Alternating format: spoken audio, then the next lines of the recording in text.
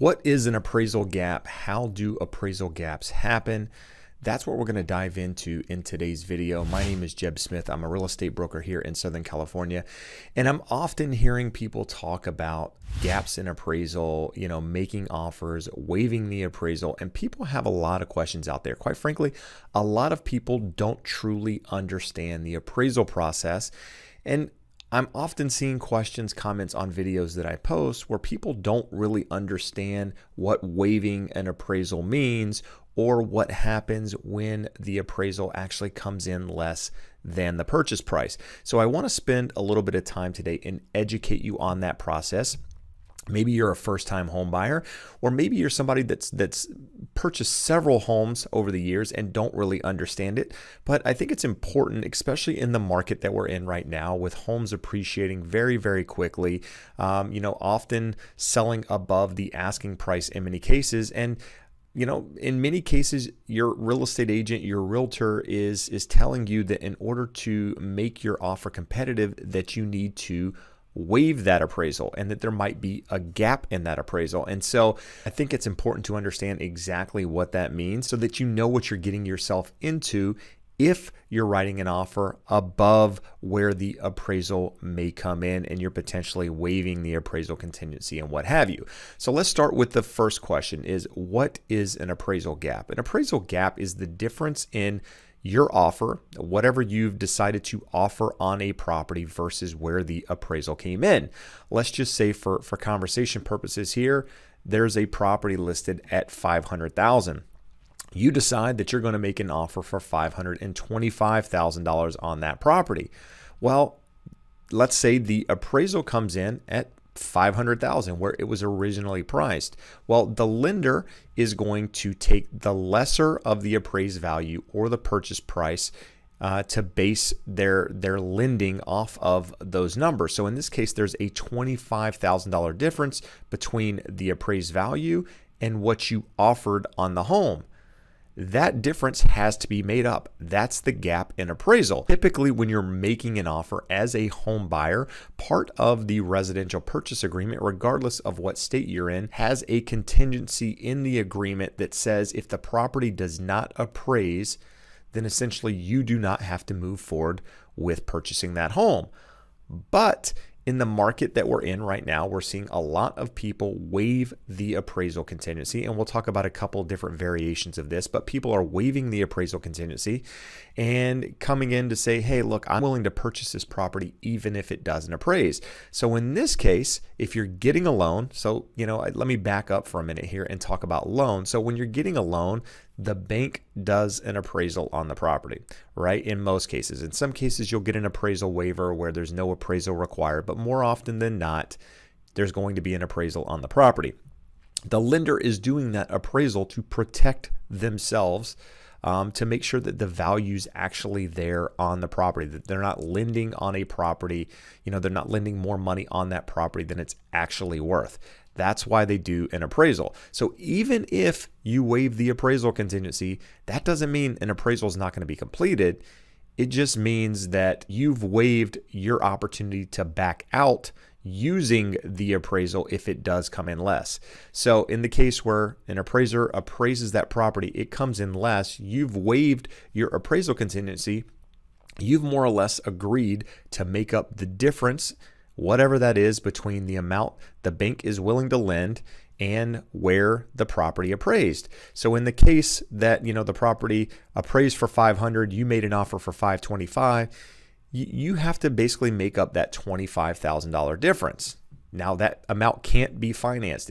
You have to come in with cash in those cases. So people are in this market are making offers above the asking price in many instances and waiving that appraisal contingency, which means if it doesn't appraise, they have to make up the difference. In other cases, they're waiving the appraisal contingency, but part of their offer says, hey, listen, I'm willing to only go $10,000 above the appraised value as far as my appraisal gap goes. So let's use that same example. And this is a way to protect you a little bit, to limit the amount that you would actually have to come out of pocket, because, we'll talk about that example, but we'll also talk about an example where it could really hurt you. So they say $10,000 above the appraised value. So in the case that, an offer was made at 525, the appraisal came in at 500, that basically says, hey, listen, I'm willing to pay $510,000 for this property in order to continue moving forward. So you're willing to pay $10,000 higher than the appraised value in that case. And that limits your exposure, right? It limits the risk, if you will, if the property were to come in way less.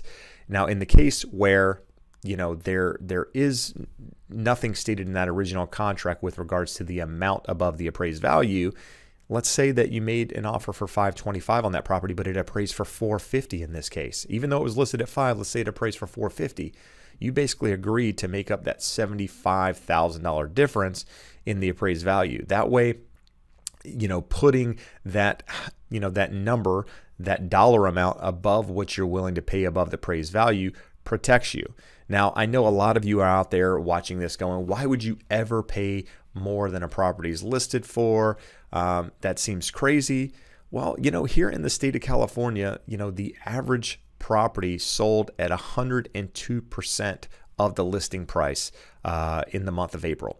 So properties are selling 2% above where they're listed in most cases. So that means if you're looking to purchase a property, chances are you're going to have to offer more for that property than it's worth. Now, that doesn't mean you have to play that game, but it just means if you want your offer to be competitive, you're likely going to have to offer above the asking price. And there are some cases, where properties are already priced high and there's a chance that they won't appraise. And, it's a risk, right? If you're waiving that appraisal, it's a risk. And that's something that you need to understand as a buyer. If you've waived that appraisal contingency and it doesn't come in, you can no longer use the appraisal to back out. Just same thing with a home inspection. If you waive your home inspection and something's wrong with the property, you can't use those items that are wrong with the property to back out. That's why it's important when making these offers that you really truly understand what you're doing when you're making these offers.